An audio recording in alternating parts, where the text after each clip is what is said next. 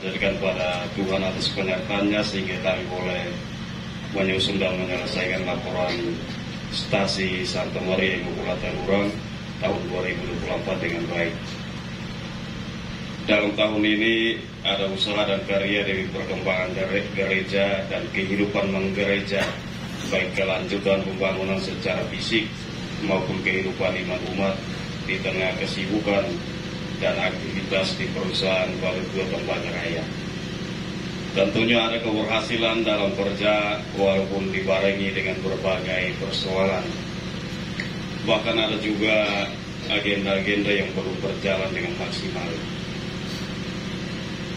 Sesuai dengan keputusan Raker per tahun 2023 di Tiapuro, kami Badan Pengurus Stasi Santa Maria Immaculata Lurang masih tetap berpedoman pada dokumen hasil Raker tersebut. Visi stasi masih sama, berjalan bersama menuju stasi Santa Maria Immaculata Lurang yang mandiri, dan misinya juga masih secara searah dengan misi paroki mewujudkan gereja stasi Santa Maria Immaculata Lurang yang mandiri dalam kelima bidang itu. Pada kesempatan ini dalam agenda Rakerpar sebagai agenda paroki Santo Petrus Paulus Maluku Barat Daya, Badan Pengurus Stasi memandang perlu memberikan laporan tertulis kepada pusat paroki dan mempresentasikan kepada stasi lain juga sebagai pertanggungjawaban kami. B. Gambaran umum.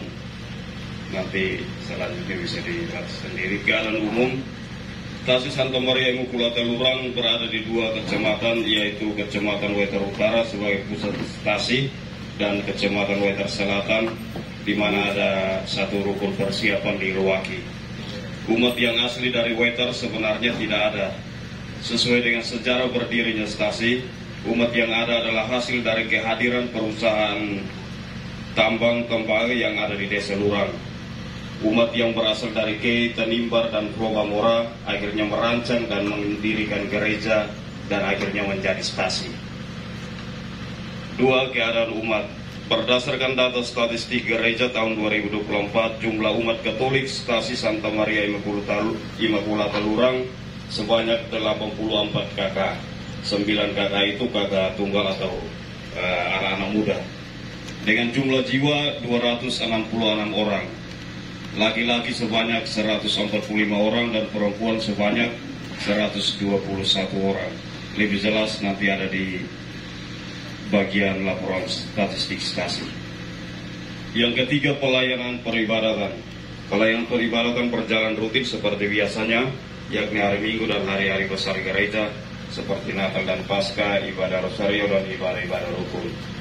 Ibadah rukun pada awalnya berjalan dengan baik, tetapi karena ada persoalan dalam tubuh rukun, yakni pergantian pengurus rukun, maka untuk sementara belum bisa berjalan lagi.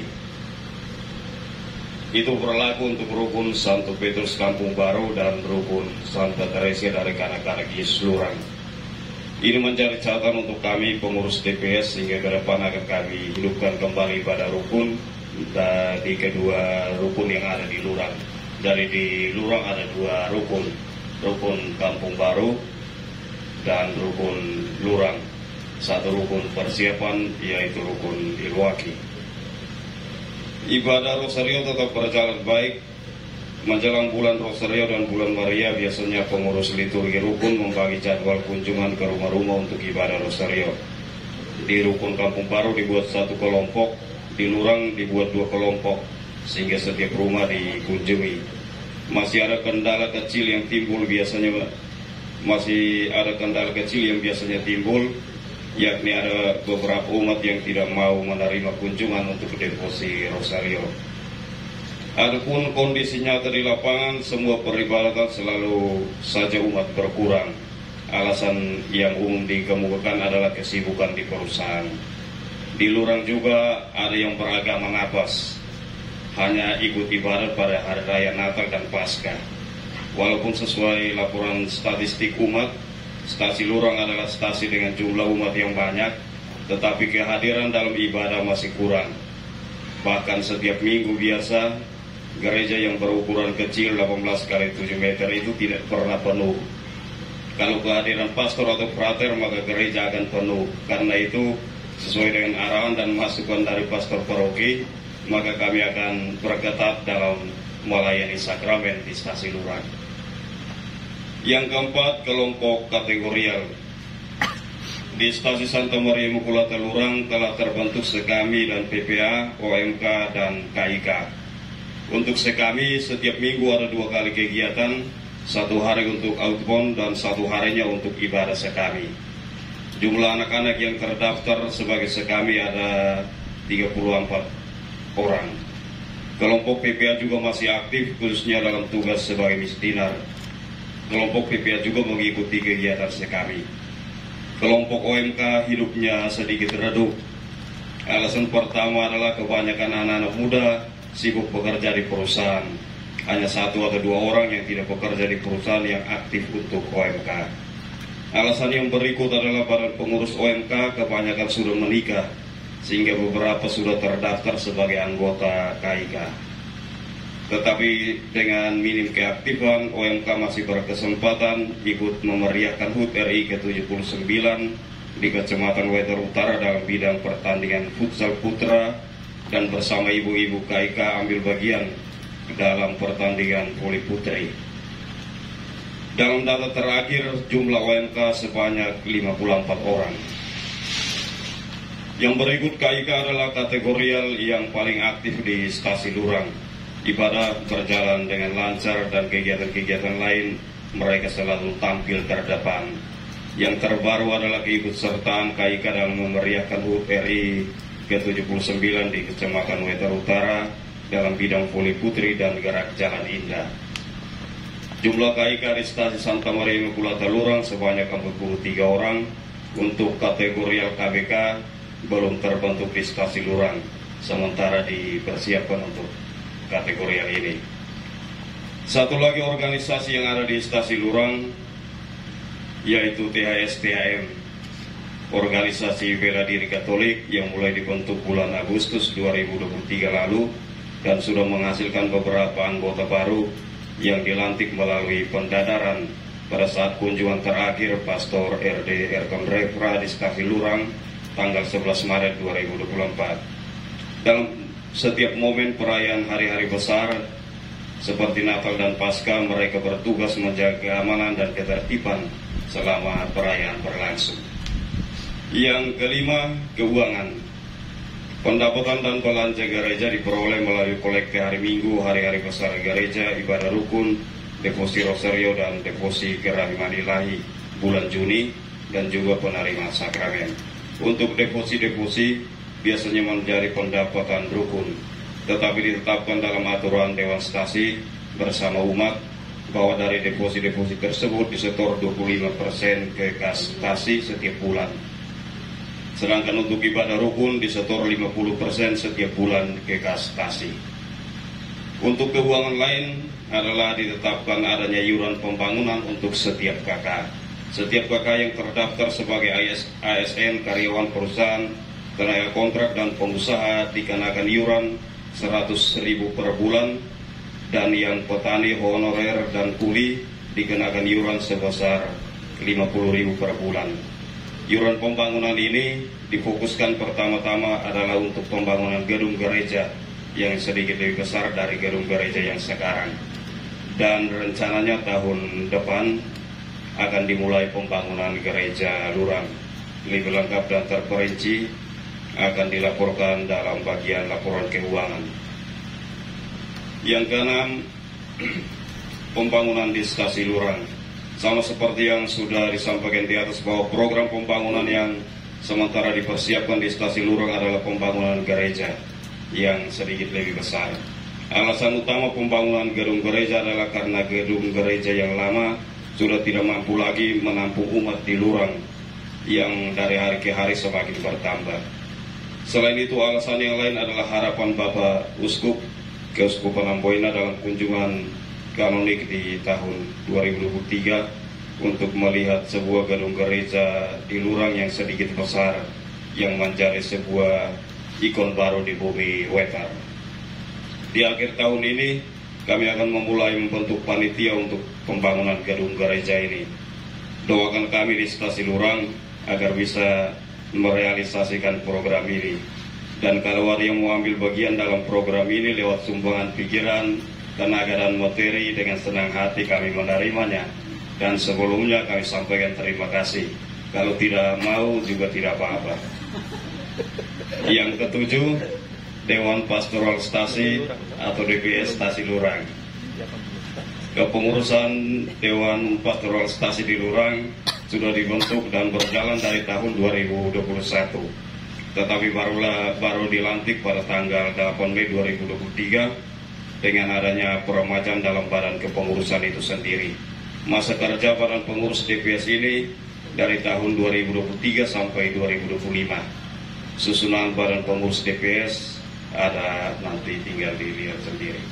Bagian C, kehidupan sosial budaya. Kehidupan sosial budaya adalah ciri khas umat Stasi Santa Maria Immaculata Lurang. Hal ini nampak dalam peran umat sebagai tokoh agama, tokoh adat, maupun tokoh masyarakat yang memberikan nuansa tersendiri bagi kehidupan bersama dalam masyarakat. Sebagai masyarakat sosial, umat atau tokoh agama Katolik selalu aktif dalam berbagai bidang kegiatan. Contohnya keterlibatan dalam kegiatan pemerintahan kecamatan, desa, maupun kehidupan sosial lainnya. Tokoh-tokoh umat Katolik dalam ranah pemerintahan juga memberikan sumbangsi tenaga, pikiran, ide, dan lain-lainnya untuk pembangunan pemerintahan di kecamatan maupun desa. Sehingga peran gereja Katolik selalu ada dalam kehidupan pemerintah desa maupun kecamatan. Dampak daripada itu, gereja memperoleh bantuan dari pemerintah yang diberikan kepada Stasi Lurang. Ada bantuan di situ 2022, satu keyboard untuk gereja Katolik sebagai sarana pendukung liturgi. 2023 pemerintah Kabupaten Maluku Barat Daya mengucurkan dana hibah sebesar 150 juta rupiah untuk pembangunan pagar gereja. Pemerintah Desa Lurang menyumbang 74 buah kursi plastik untuk Stasi Lurang di tahun 2023. Dan di tahun 2024 Stasi Lurang akan mendapatkan satu buah tenda jadi seharga 8 juta rupiah. Dan untuk pembangunan gedung gereja yang baru sudah ada persetujuan dari seorang anggota dewan untuk mendapatkan dana hibah dari pemerintah MPD. Proposal sementara dipersiapkan untuk ini. Bagian D, prioritas kebutuhan mendasar tenaga pendidik. Tenaga pendidik terpenting menjadi tolak ukur menempuh masa depan anak dan prioritas mendidik anak-anak beragama Katolik mulai dari PAUD sampai SMA di Desa Lurang, Kecamatan Wetan Utara, belum termasuk yang di Ilwaki. Data statistik yang diperoleh tahun 2024 Agustus 2024, anak-anak yang beragama Katolik yang menempuh pendidikan dari PAUD sampai SMA sebanyak 59 siswa, 59 untuk yang di Lurang dan Kampung Baru. Usia PAUD ada 13 orang, SD sebanyak 25 orang, SMP 9 orang, SMA 12 orang. Dari data tersebut jelas bahwa anak-anak sangat membutuhkan pendidikan agama Katolik. Dan pada kesempatan ini kami sampaikan terima kasih juga sama seperti dari Stasi Seruwaru kepada Yang Mulia Bapak Uskup bersama Pastor Paroki yang sudah menjawab kebutuhan kami di Stasi Lurang dengan menghadirkan satu orang katekis yang ada duduk di samping saya. Dengan kehadirannya, kebutuhan pendidikan Katolik untuk anak-anak Katolik di Lurang sudah terjawab. Sudah mengajar, katekis sudah mengajar di SMP Negeri Satap Lurang dan juga sudah mengajar di SMAN 16 Maluku Barat Daya. Mari kita berikan tepuk tangan untuk para katekis. Terakhir penutup, demikian laporan singkat kami. Salve. Ada dokumentasi kegiatan dari kunjungan uskup, lalu peribadatan dan ekaristi, perayaan sakramen. Saldo per 28 Februari 3.493 dan total pemasukan di bulan Maret 9.727.000. Total pengeluaran 2.600.000 rupiah. Sisa saldo akhir bulan Maret Rp7.027.000. Ini di bulan Maret 2024. Bulan April saldo kas per 31 Maret Rp7.027.000 dan total pemasukan menjadi Rp8.131.000. Lalu ada belanja pengeluaran sehingga total pengeluarannya mencapai Rp5.978.000.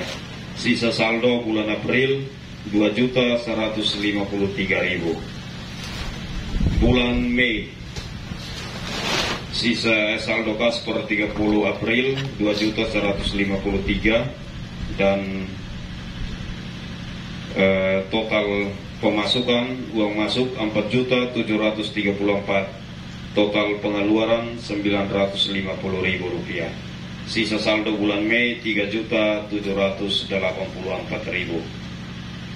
Bulan Juni total pemasukan Rp6.571.000, total pengeluaran Rp3.968.000.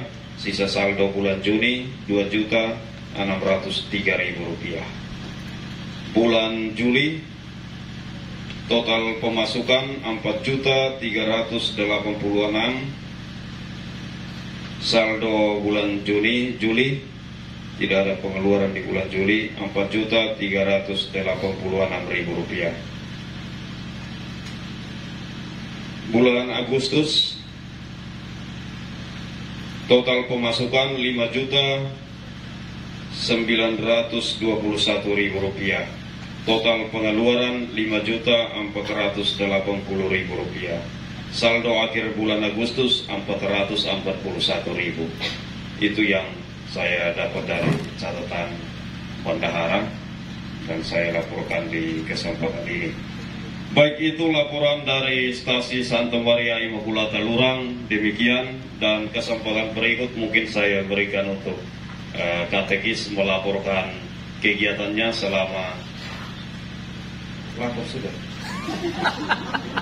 selama kegiatannya di Lurang. Oh begitu. Baik, saya kembalikan ke meja pimpinan. Terima kasih. Beberapa hal saja yang perlu dilihat dan dari catatan juga.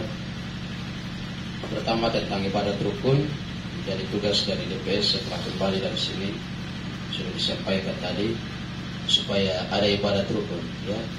Karena kalau tidak, kita bubarkan rukun saja.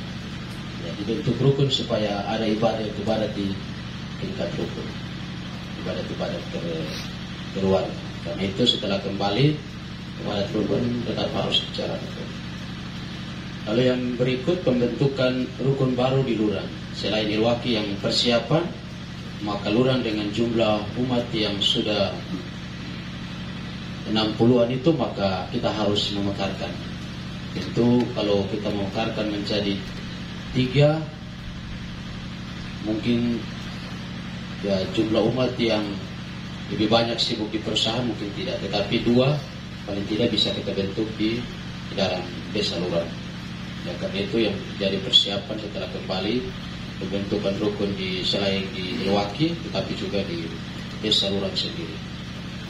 Lalu yang terakhir mungkin catatan saja untuk pelaporan keuangannya disampaikan ke bendahara. Ya, kalau mode pelaporan keuangan seperti ini, maka pengeluaran di bawah ini semua kita tidak tahu mereka belanja tanggal berapa. Ya, tidak ada, cuma pemasukannya yang ada tanggal, pengeluarannya semua tidak ada tanggal. Ya, seperti itu. Nah, kita tidak tahu uang ini keluar waktu kapan. Ya, tidak ada. Cuma ditulis pengeluaran, tapi semua pengeluaran tidak ada tanggal pengeluaran. Ini jadi catatan untuk cara pembuat laporan keuangan, supaya jelas uang masuk dan keluar semua dicatat tanggal, bukan cuma masuk saja kita catat lalu keluar suka-suka kita saja, ya, seperti itu. Jadi kesannya seperti itu, karena yang keluar semua tidak ada tanggal. Jadi itu catatan kecil saja. Ya, bendahara juga tidak hadir, ya, tapi itu catatan untuk kita semua yang hadir di sini. Itu saja dan terima kasih.